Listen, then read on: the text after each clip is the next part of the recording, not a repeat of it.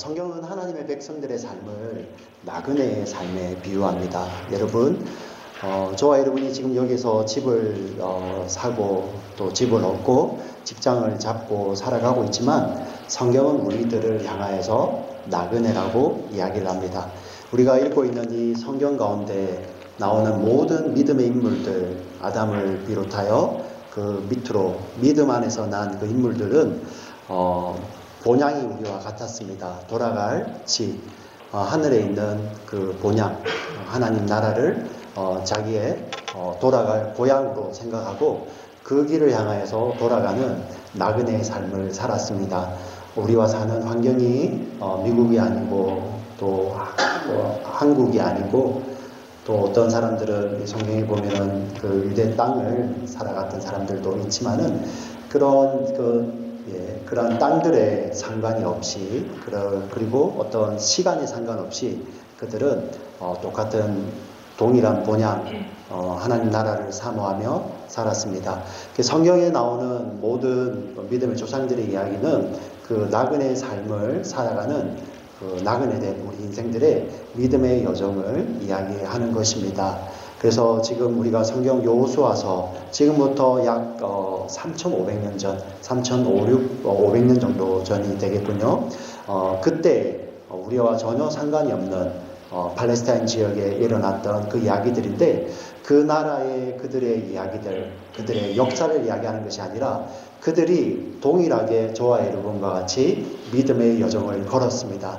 그리고 그 믿음의 여정을 이렇게 기록해 놓은 가운데 우리 성경을 통해서 우리에게 이야기하신 분은 이것입니다. 그들을 인도하셨던 분도 하나님이시다.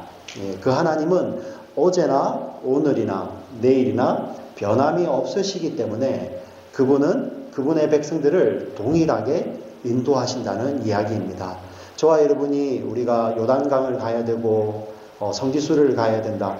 물론 가면 좋겠죠. 그러나 그 말을 하는 것이 아닙니다. 그것에 가는 것, 가지 않는 것 그런 상관이 없이 어떤 곳에 있든지 어떤 때이든지 믿음의 백성들은 본향을 향해서 길을 가고 있다. 그 가운데 하나님께서 인도하시는 그 이야기 지금도 저와 여러분을 동일한 방법으로 동일한 메시지로 우리를 이끌어 가십니다. 그래서 우리가 오늘 성경 여호수아서를 그대로 우리와 전혀 상관없는 피 한 방울 섞이지 않는 유대 민족의 이야기이기도 하지만은 오늘 저와 여러분에게 지금 주시는 하나님의 말씀으로 이 말씀을 통해서 우리를 교훈하고 책망하고 교훈과 책망과 바르게 하고 의로 교육하기에 유익한 말씀으로 우리는 받아들이는 것입니다. 지금 우리는 지난 여러 주에 걸쳐서 믿음으로 요단강을 건넜던 광야 세대들을 보았습니다. 예, 출애굽하였던 1세대들은 그들은 마치 우리는 우리 가나안 땅에 있는 그러한 장정들에 비하면 우리는 메뚜기 같다고 말했던 그 자들은 광야에서 다 엎드려졌습니다. 그런데 이 광야에서 났던 어린 자들은 이제 믿음으로 말미암아 그들이 요단을 건너는데 어떻게 건넜냐면은 하나님의 말씀에 순종하여서 그들이 요단강을 마치 마른 땅처럼 건너게 되었습니다. 그리고 그들은 할례를 받았습니다. 도무지 어떻게 전략적으로는 할 수 없는 그 일인데 하나님의 말씀이 너희가 할례를 받아야 된다 하셨을 때 그들은 할례를 받았습니다. 여러분 모든 남성들이 할례를 받아야 됩니다. 그렇게 되면은 지금도 외과 수술을 받게 되면은 회복하는 데까지 우리 남자들이 힘을 잘 쓰지 못하죠. 전투력을 잃어버리게 됩니다. 그런데 이때는 몸으로 싸우던 그 시대였습니다. 이런 외과 도구도 아니고요. 오늘 말씀에 우리가 지난주에 보았지만은 부싯돌로 그것을 쪼개어서 그 날카로운 면으로 우리 몸의 살을 끊어낸다면은 아마 그것이 회복되는 데는 적어도 열흘 이상이 걸렸을 것입니다. 성경에 보니 창세기 34장에 보니 그러한 방식으로 할례를 받은 자들이 3일째 되었을 때 정말 자기 부족을 몰살시키기 위해서 오는 2명의 시므온과 레위를 당해내지 못했던 창세기 34장의 이야기도 있습니다. 열흘 정도는 그 이스라엘 전체가 전투력을 잃어버리게 되는 거예요. 여러분 여기가 어디입니까? 적지의 앞에 있습니다. 그들은 성에 있고요. 이 사람들은 평지에 보이는 데 있습니다. 예. 반대편은 지금 전쟁을 준비하고 있을지도 모릅니다. 그런데 이들은 그 앞에서 할례를 행하고 있습니다. 왜입니까? 하나님의 말씀이 그렇기 때문입니다. 예. 그리고 오늘 말씀대로 하나님께서 할례를 행하게 하시는데 이유가 있으셨습니다. 오늘 성경 본문에 보니 10절을 다시 한번 비춰주시겠습니까? 또 이스라엘 자손들이 길갈에 진쳤고 그달 14일 저녁에는 여리고 평지에서 유월절을 지켰으며. 여러분 우리 성경 여호수아 앞에를 읽어보시면은 이 요단을 건넜던 시기가 요단을 건너서 길갈에 들어갔던 날이 그달 10일이었습니다. 이게 언제냐면은 이스라엘 달력으로 첫 달에 10일이고 그리고 이스라엘 달력으로 첫 달에 14일입니다. 이게 중요합니다. 오늘 말씀을 이해하게 하는 중요한 키가 되게 되겠습니다. 이들이 여기서 유월절을 지키고 있습니다. 왜 하필 유월절일까요? 왜 하필 하나님께서는 이때에 이스라엘 백성들을 이곳으로 인도해 오셨던 것입니까? 여러분 유월절이 어떠한 날인지 여러분 혹시 아시죠? 네. 다 아시죠? 그죠? 네. 자, 유월절이라는 것은 하나님의 백성들이 애굽에서 그들이 원하지 않았지만 이제 노예 생활을 하고 있습니다. 하나님께서 그들을 불러내실 것입니다. 그런데 애굽의 이 바로와 사람들은 이제 마음이 강팍하여져서 불순종합니다. 하나님 말씀을 듣지 않습니다. 그래서 하나님께서 10가지 기적을 행하시게 되죠. 마지막 10번째 재앙은 10가지 재앙 중에서 마지막 10번째 재앙은 하나님의 공의가, 하나님의 거룩하심과 하나님의 공의가 어떤 것인지를 그 땅에 보여주시는 심판이었습니다. 예. 그냥 내가 애국 사람 미워, 내가 너희들 벌 줄 거야. 이런 차원이 아니었습니다. 하나님께서 그 공의를 바라실 때 어떤 일이 벌어지는지. 예. 죄 있는 자는 모두 다 죽습니다. 죄 있는 자는 하나님 앞에 하나님의 그 공의가 드러날 때 애국 땅 전체가 하나님께 불순종하였습니다. 그 불순종한 그 애국 땅 전체를 향해서 하나님의 공의를 바라시며 그 공의의 심판으로 애국에 속해 있는 모든 장자들이 다 생명을 취하게 될 것이라고, 목숨을 잃을 것이라고 하나님은 말씀을 하십니다. 여기에 장자들은 바로 가장 높은 바로로부터 저 밑에 있는 하인 노예들에 이르기까지 상관없이 계급에 상관없이 그 집의 장자는 다 죽게 되는 것입니다. 심지어 하나님께서 말씀하신 것은 그 땅에 나 있는 짐승들마저도 처음 태어난 초태생은 다 죽는다. 하나님의 공의를 보여주십니다. 네. 불순종하였기 때문에 그렇습니다. 하나님께서 일러주시는, 그런데 유일하게 하나님께서 방법을 일러주십니다. 그때 어떻게 말씀하시냐면은 각 집마다 1년 된 흠없는 어린 양을 준비해라. 그게 언제냐면은 10일입니다. 10일. 그 어린 양을 준비하여서 그 어린 양을 잡아라. 그리고 그 피를 14일 6월절에 저녁에 오기 전에 여러분 집마다 문이 있지 않겠습니까? 그래서 문이 있으면은 우리 가장자리로 문틀이 있을 것입니다. 그죠? 우리 기둥처럼. 그래서 위아래 그리고 좌우, 우리 한글 성경에는 임방과 설주라고 되어 있습니다. 그죠? 설주와 임방에 발라라. 문이 있으면은 좌우 위아래에다가 그 피를 다 바르게 합니다. 그리고 그 안에 6월절 지나는 사람들은 그 양의 음식을, 양으로 만든 고기를 다 이렇게 먹어라. 이렇게 이야기를 합니다. 그리고 그 밤에 여호와의 사자가 지날 때 하나님의 공의가 드러납니다. 죄 있는 자들은 다 죽는 것입니다. 그래서 그 가운데 장자만 하나님께서 취하시는데 그 장자는 사실 전부를 대표하는 것입니다. 하나님께서 최후의 심판이 어떤 것인지를 사실 보여주고 계시는 것이죠. 그래서 여호와의 사자가 다가올 때 그 애굽에 속해 있던 모든 가정은 장자가 다 죽게 됩니다. 심지어 이스라엘 백성마저도 만약에 피를 바르지 않았다면 그들은 죽게 되는 것입니다. 그런데 이 여호와의 사자가 지나가다가 문 설주에 임방에 발린 그 피를 보게 되면은 어떻게 생각을 하냐면은 이 피가 그 안에 장자의 피로 생각을 하게 되는 것입니다. 예. 장자가 죽는 대신에 그 어린 양이, 죽임 당한 어린 양이 대신 죽은 것입니다. 그렇게 여기는 것입니다. 이미 여기에 생명이 취해졌구나. 그래서 그 피를 보고 넘어가죠. 예. 그래서 한글로 유월, 넘어간다. 그래서 유월절입니다. 우리 영어 성경으로는 Passover 한다고 하죠. 그죠? 그래서 6월절을 우리 Passover라고 이렇게 이야기하지 않습니까? 그리고 그 안에 있는 모든 사람들은 양의 살을 먹게 되죠. 결국은 구원의 그림을 이야기하고 있습니다. 누군가의 대속의 죽음으로 말미암아 살아나고 그 안에 있는 사람들은 그 양의 살을 먹음으로 말미암아 살아나는 그림을 그려놓은 것입니다.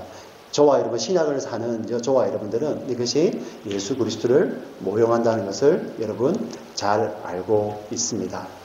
예. 하나님께서는 근데 이 유월절 사건을 단순한 이례적 사건으로 이렇게 지나가는 것이 아니라 이것을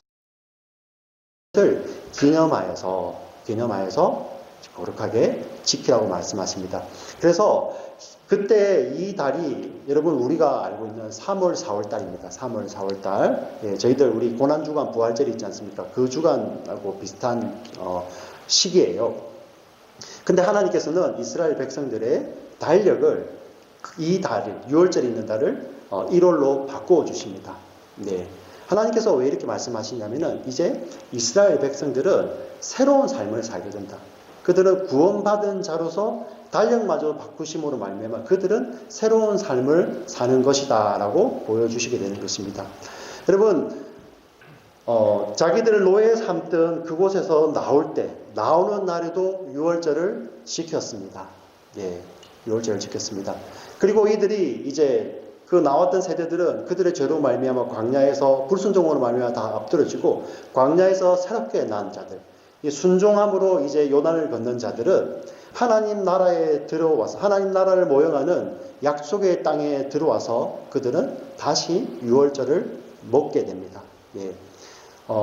여러분 오늘 보니까 14일에 유월절을 지켰죠.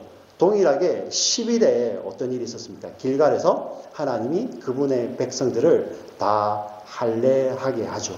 여러분 이들이 할례가 그쳤을 때 광야에서 불순종함으로 말미암아 할례가 그쳤을 때 그들은 영원히 기념하라는 유월절 잔치에도 참여하지 못했던 그러한 할례 없는 민족들이 되었는데요.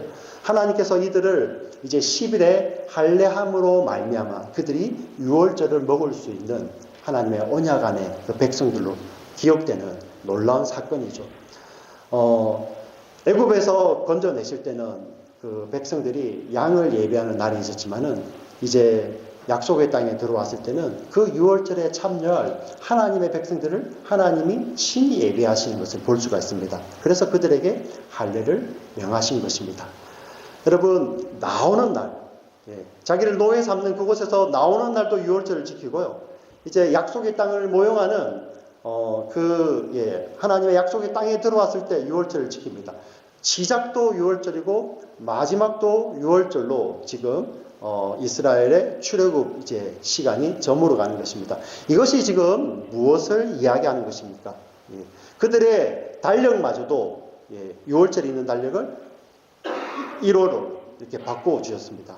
결국은 하나님의 백성들의 시작도 하나님의 구원이고요. 그들의 삶의 마침도 하나님의 구원이라는 것입니다. 그들이 처음과 마지막만 하나님의 구원이란 말이 아니고 처음부터 하나님께서 구원하셨고 그 달력을 바꾸시면서 그들의 삶 전체가 그들의 삶은 구원의 하나님의 그 은혜를 기억하는 삶인 것입니다. 이것을 보여주기 위해서 처음과 마지막에 그 백성들이 유월절을 먹는 유월절 잔치에 참여하는 것을 하나님께서 보여주고 계십니다. 자, 그러면 여러분들에게 제가 질문이 생깁니다. 이 이 광야를 지났던 이 백성들, 이들에게도 삶의 위기는 찾아왔었습니다. 처음 6월절을 지나고 왔는데 구원받은 줄 알고 나왔는데 그 앞에 홍해가 가로막고 있었습니다. 홍해를 지나서 들어갔을 때도 그들은 물이 없는 곳으로 인도함을 받기도 했습니다. 광야가 어떤 곳입니까? 낮에는 그 뜨거움으로 견딜 수가 없습니다. 밤에는 몸을 애위는 그런 추위가 찾아오는 것이 광야입니다. 때로는 뱀도 있고요. 먹을 것이 없기도 합니다. 때로는 뒤에 대적들이 쫓아와서 그들을 공격하기도 합니다. 그런데 여러분, 이것이 그들에게 위기는 아니었습니다. 성경이 말하는 것은 이러한 환경이 그들의 위기가 아니었다는 것입니다. 성경이 경고하는 말씀은 무엇이었습니까? 출애굽기에 그들이 그때마다 하나님을 잊어버렸다는 것입니다.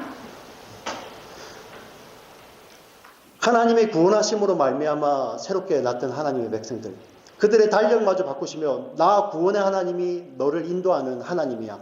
그래서 그 은혜로 말미암아 살아야 될 그 하나님의 백성들이 환경 가운데서 그 환경이 위기가 아니라 그 환경이 닥칠 때 그 하나님을 잊어버릴 때 그들의 삶 가운데는 위기가 닥쳐왔던 것입니다. 저와 여러분은 어떻습니까? 저와 여러분은요. 우리 삶에 위기가 있지 않습니까? 여러분 건강을 잃을 때 어떻습니까? 여러분 가지고 있는 돈을 다 날릴 때 어떻습니까? 너무 좋으세요? 나는 내 믿음을 보여줄 수 있어서 너무 좋습니까? 여러분 사업이 실패하면 어떠십니까? 여러분 이렇게 정성들을 키운 자녀가 여러분 속을 썩이면 어떡합니까?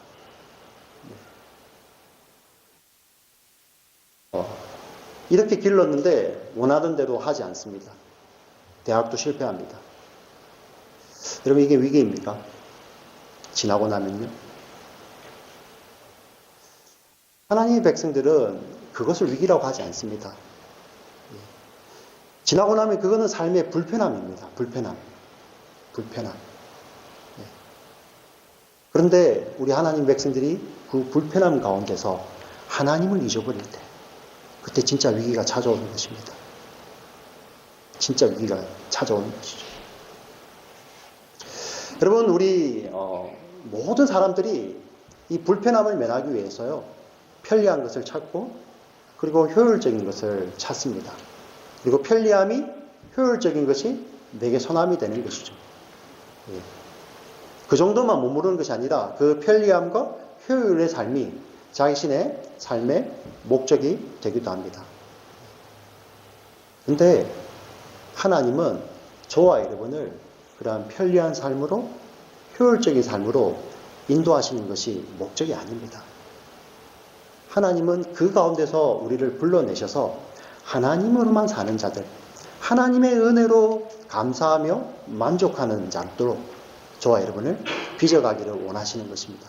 그래서 하나님께서 그 전능하신 하나님이, 그 전지하신 하나님이 그들을 홍해 앞으로 인도해 가시고 그들을 물 없는 곳으로 인도해 가시고 쓴물이 나오는 곳으로 인도해 가시고 더운 광야, 밤에 추운 광야, 뱀이 울거리는 광야, 대적들이 쫓아오는 그 광야길을 하나님께서 인도해 가십니다. 그리고 그곳에서 그들이 편리로 사는 것이 아니라 하나님을 의지하여 사는 자들임을 알게 하시는 것이죠.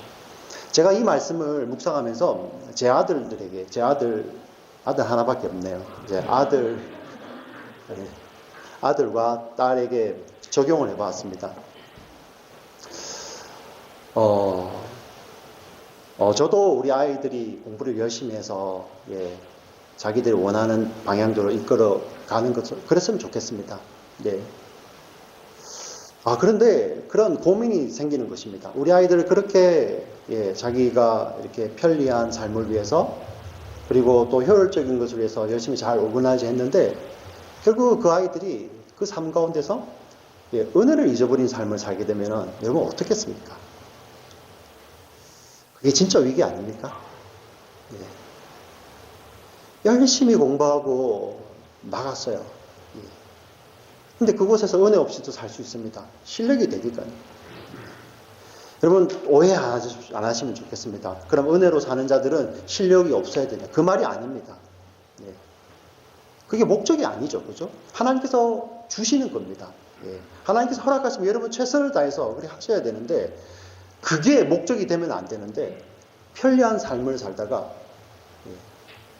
결국은 그래서 그 불편함을 못 견딥니다. 불편함을. 예. 여러분 불편해야지 내가 정말 하나님 은혜 없이는 살 수 없는 존재구나.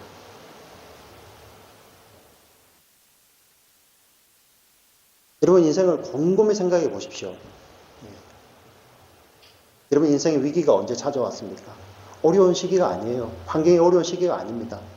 여러분이 정말 편리할 때, 편안할 때, 그때 진짜 위기가 찾아옵니다.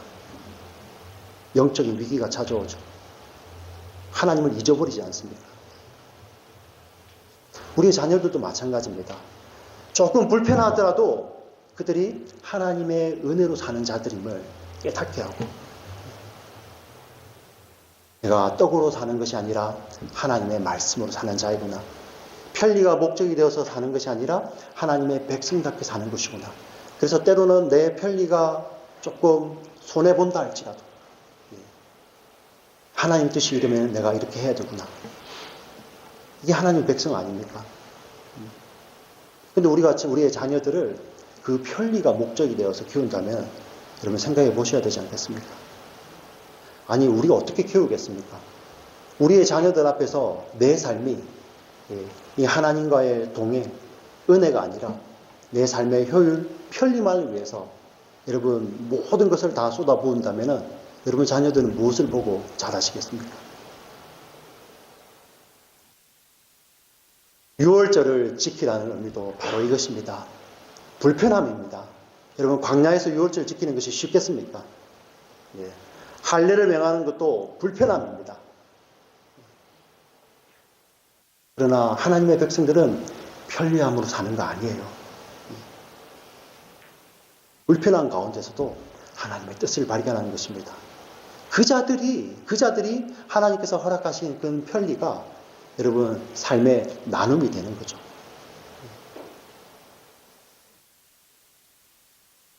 우리 11절을 한번 읽어보겠습니다. 11절, 본문 11절 같이 읽겠습니다. 시작.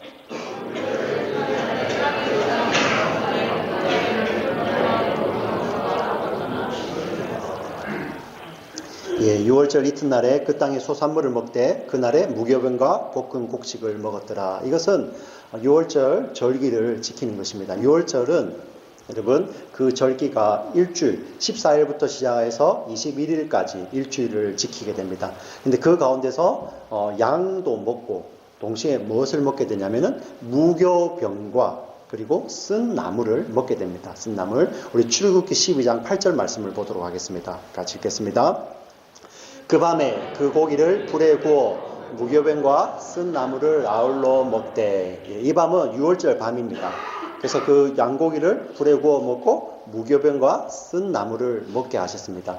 여러분 이스라엘 사람들은 유교병을 먹었습니다. 누룩을 넣어서 떡을 맛있게 이렇게 부풀려 가지고 맛있는 떡을 먹었는데요. 하나님께서는 이 절기에는 불편하게 그들에게 누룩이 없는 떡을 먹게 하셨습니다. 맛없는 떡입니다. 그런데 이 누룩은 무언가를 보여주죠. 죄라는 것을 모형하고 있습니다. 조금만 들어와도 그 효모죠, 그죠? 이스트가 들어오게 되면은 그것이 번져서 부풀어 오르게 됩니다. 예, 제가 그렇게 무섭다는 것을 보여주는 것이죠. 이 죄를 모형하는 이 누룩을 제한 떡을 먹어라. 그리고 쓴 나물을 먹게 하셨습니다. 쓴 나물은 너희들이 이 애굽에서 이렇게 알지도 못하는 신들을 섬기는 이자들에게 노예가 됐을 때 그 괴로움을 너희가 꼭 기억하라. 그래서 6월절을 지킬 때 무교병을 먹고 쓴 나물을 먹기 때문에 이 6월절 절기를 성경에서는 때로는 무교절이라고도 표현하고 있는 것입니다. 자, 이렇게 6월절 절기를 지키는데 오늘 성경 여호수아 5장 11절을 보니까 그들이 그 땅의 소산으로 무교병과 우리 이렇게 나무를 만들어서 먹은 것입니다. 5장 11절 다시 한번 비춰주시겠습니까? 6월절 이튿날에 그 땅의 소산물을 먹되 그날에 무교병과 볶음국시, 이게 쓴 나무를 말하는 거죠, 그죠? 예, 먹을 음식을 먹었더라, 이렇게 이야기하고 있는 것입니다. 그들이 거두지 않는 땅에서 그들은 이렇게 먹게 됩니다. 그것도 하나님의 은혜인 것이죠. 자, 그런데 12절에 이렇게 나와 있습니다. 12절 보시면은 또 그 땅의 소산물을 먹은 다음 날에 만나가 그쳤으니 이스라엘 사람들이 다시는 만나를 얻지 못하였고 그 해에 가나안 땅에 소출을 먹었더라. 사실 2절 가지고도 새롭게 말씀을 전할 수 있지만은 여러분 이 문맥 가운데서 한번 보자고요. 지금 이스라엘 백성들은 전쟁을 지금 이제 곧 이렇게 치룰 백성들입니다. 우리 성경 여호수아서를 읽어보니까 수십 년 동안 이제 그들은 그 지역의 가나안 원주민들을 쫓아내면서 그 땅을 정복하는 정복 전쟁을 앞두고 있습니다. 제가 질문을 한번 드려보겠습니다. 만약에 여러분께서 군사령관이십니다. 그래서 여러분이 능력이 많으세요. 그래서 우리 군인들에게 자, 전쟁을 계획하고 그들을 이제 우리 전쟁하는 곳에 보내면서 여러분 어떻게 하시겠습니까? 전쟁을 나가는 군인들에게 가서 전쟁도 열심히 하고 중간중간에 그 땅에서 씨를 뿌려서 음식을 이렇게 거둬서 그것으로 음식을 만들어서 먹어가면서 전쟁을 해라. 여러분 이렇게 하시겠습니까? 아니면 여러분들이 정말 많은 보급 물자를 이렇게 비축을 해놓고 전쟁을 나가는 그 군인들을 향해서 너 이거 먹는 걸 신경 쓰지 마라. 오로지 전쟁에만 집중해가지고 빨리 그 땅을 점령해라. 그리고 그 다음에 거기서 이제 우리가 농사를 짓자. 여러분 어떻게 하시겠습니까? 1번, 2번. OX 한번 할까요? 예. 아니, 예. 이게, 죄송합니다. 어떻게 해야 될까요? 이렇게 할까요? 예. 이게 제가 부위하는 것 같아가지고. 예. 2번이죠, 2번. 예. 당연한 거 아니겠습니까? 전쟁에 집중해. 이거 먹고 사는 거는 내가 책임져 줄 테니까 전쟁에 집중하고 그리고 그 땅을 얻은 뒤에 그때 거기서 우리가 거두자. 이게 당연한 거 아니겠습니까? 사람도 그렇게 계획을 할 것입니다. 근데 왜 하나님께서 이제 가나안 정복 전쟁을 앞두고 있는데 그 땅에 이 만나를 그치게 하셨을까요? 하나님이 예비하신 분량은 40년치밖에 없어졌기 때문입니까? 그 말이 아니죠. 그 말이 아닙니다. 그 뜻이 아닙니다.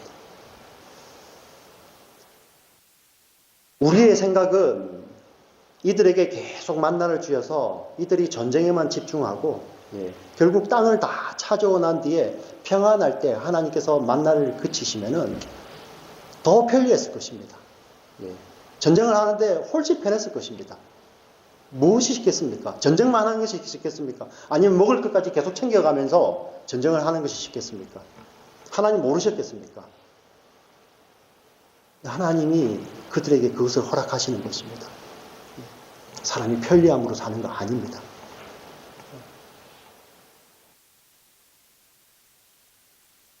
우리가 생각하는 때, 사람이 생각하는 때, 사람이 생각하는 뜻과 계획과 하나님이 생각하시는 뜻과 계획과 때는 다른 것입니다. 그것을 지금 성경을 통해서 보여주고 있는 것입니다. 여러분, 이 성경이 말하는 것이 이겁니다. 광야를 지나면서 하늘에서 내려오는 만나를 먹을 때나 그 땅에 들어가서 땀 흘려 그 땅의 소산을 먹을 때나 아니면 먹을 것이 아무것도 없어서 어떻게 준비된 예비된 사람을 통해서 도움을 받을 때나 심지어는 까마귀가 날아와서 먹을 것을 가져줄 때나 동일하게 하나님께서 우리를 먹이시는 하나님의 은혜의 때라는 것입니다. 근데 저와 여러분은 그것을 우리의 생각, 우리의 계획 속에 막 재단합니다. 그래서 하나님보다도 앞서 나가죠. 하나님 은혜보다도 앞서 나갑니다. 하나님 왜 이러셨어요? 만나를 이때까지는 내려주셨어야죠. 이런.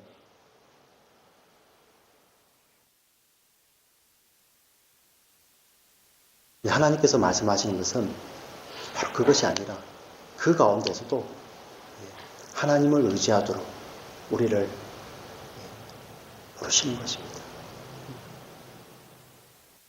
이게 하나님의 백성들의 정체성입니다. 하나님의 백성들은 이러한 편리를 위해서 사는 것이 아니고 바로 하나님의 은혜로 사는 자들입니다. 하나님께서 들어갈 때, 나올 때 이렇게 유월절을 지키게 하신 것도 바로 이것입니다.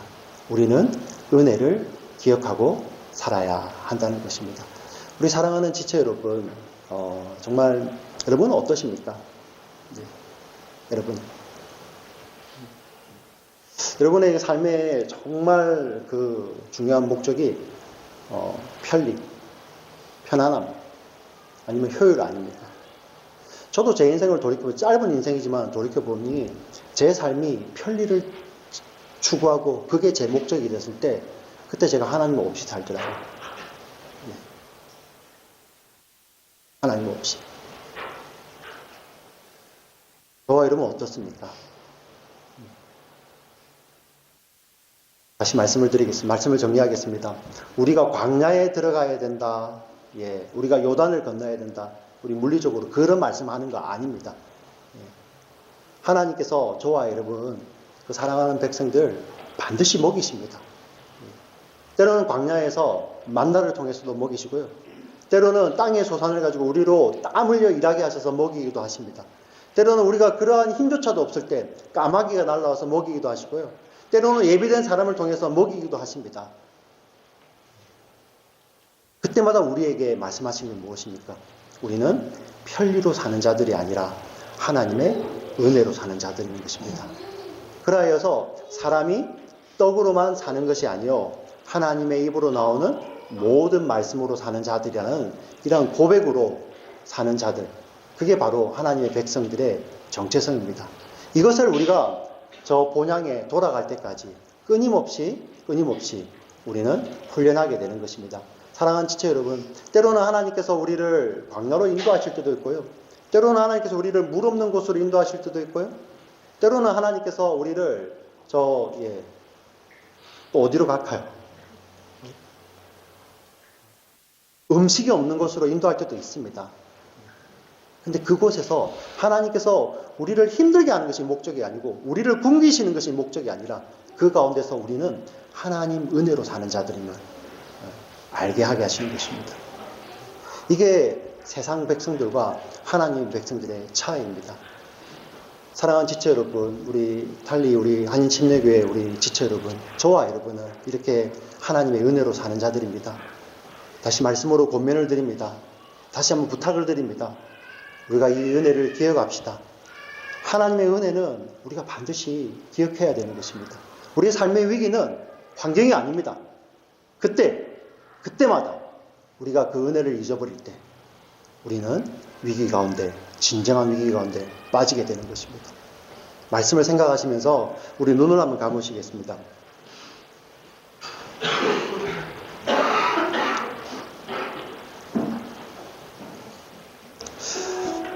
우리는 은혜라고 생각하면은 아무것도 안 하는, 그냥 아무것도 안 하고 아무렇게나 살아도, 그냥 흐느적거리고 살아도 하나님이 어떻게 쓰든 책임져 주시는 그러한 것을 은혜라고 생각하기 쉽습니다. 여러분, 그게 아닙니다.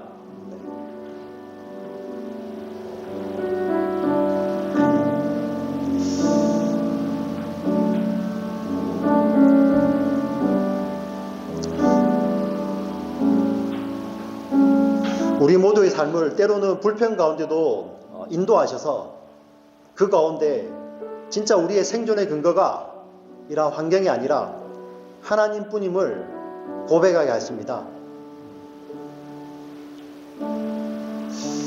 저는 우리 교회 자녀들을 위해서 더 기도할 것입니다. 하나님, 정말 이 자녀들이 편리한 삶, 효율적인 삶이 목적이 되지 않게 하여 주시옵소서. 때로는 불편하고, 때로는 손해보고, 때로는 어려움이 있다 할지라도 그 가운데서 하나님의 뜻을 발견하고 정말 나는 하나님의 은혜밖에 없구나, 이런 믿음으로 고백할 수 있는 그런 용기 있는 자녀들이 되게 해달라고 기도할 것입니다.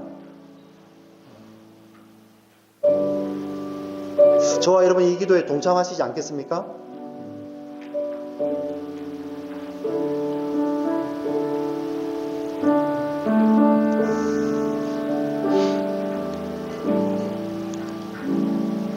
우리가 이러한 삶을 살아야 되지 않겠습니까?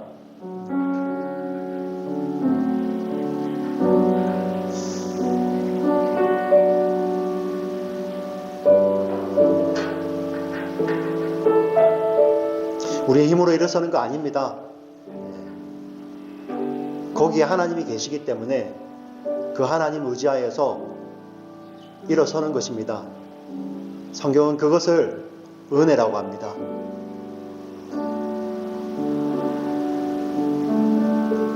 오늘도 이 말씀이 저와 여러분을 그 은혜의 자리로 초청합니다.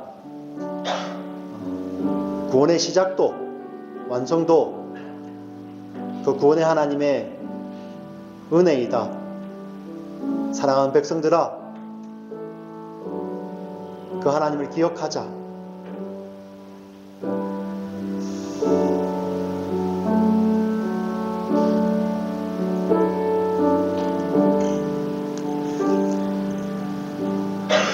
사랑하는 하나님 아버지, 정말 감사합니다. 우리 사랑하는 지체들 정말 주의 은혜로 붙들어 주시고 인도하여 주시옵소서. 하나님 아버지, 우리가 살면서 때로는 건강의 결핍도 있고 우리 재물의 결핍도 있고 내 능력의 결핍도 있고 모든 삶의 그런 결핍을 겪기도 합니다.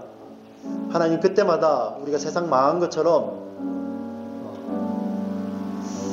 살지 않게 하여 주시고, 진정한 위기는 우리가 그때마다 하나님을 잊어버릴 때 찾아온다는 것을 우리가 늘 믿음으로 깨달아 알 수 있는 저희들 되게 하여 주시옵소서. 하나님, 정말 불쌍히 여겨 주시옵소서. 하나님, 정말 불쌍한 사람들이 바로 이런 사람들입니다. 진정한 위기의 순간이 왔는데 그들이 하나님을 기억하지 않는 것입니다.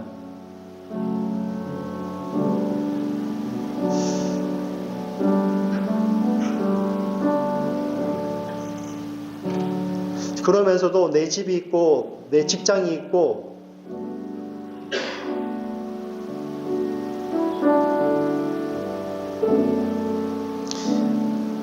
이렇게 미국에 살다 보니까 그것을 진짜 위기로 생각하지 않습니다. 하나님, 우리를 불쌍히 여겨 주시옵소서. 주님 언제 오실지, 주님 언제 우리를 부르실지 우리는 아무도 알지 못합니다. 그런데 우리가 어떻게 은혜 없이 살 수 있습니까? 하나님, 우리 사랑하는 성도님들, 하나님 영을 깨워주시고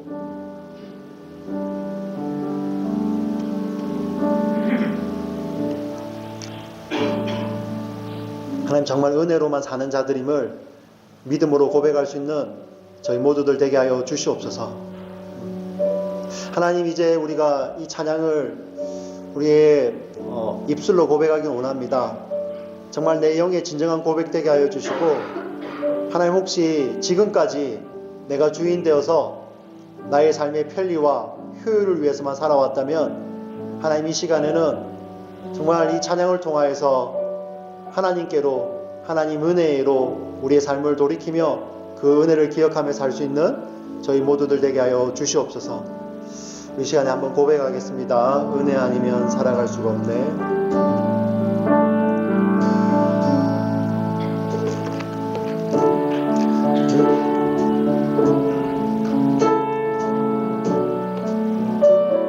우리 같이 고백합니다. 은혜 아니면 살아갈 수가 없네.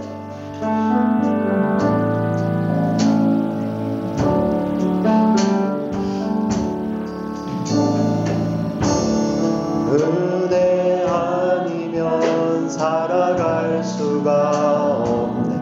호흡마저도 다 주의 것이니 세상 평안과 위로 내게 없어도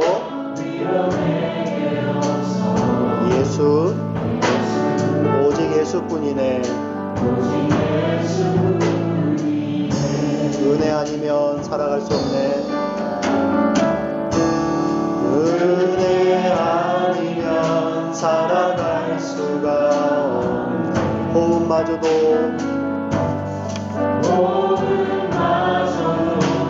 다 주의 것이니 세상 평안과 위로 내게 없어도 예수 오직 예수뿐이네.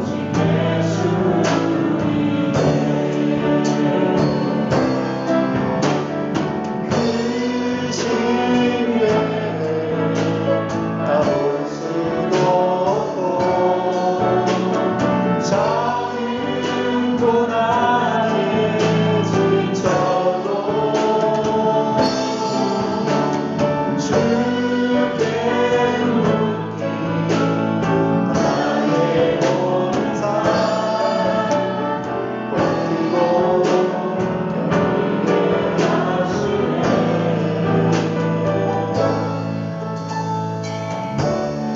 은혜 아니면 살아갈 수가 없네. 나의 모든 것 다 주께 맡기니 참된 평안과 참된 위로 내게 주신 주 예수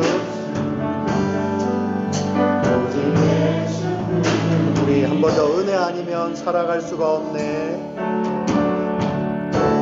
은혜 아니면 살아갈 수가 나의 모든 것 다 주께 맡기니 참된 평안과 참된 평안 위로 내게 주신 주 예수 오직 예수뿐이네. 예수 오직 예수뿐이네. 예수 오직 예수뿐이네.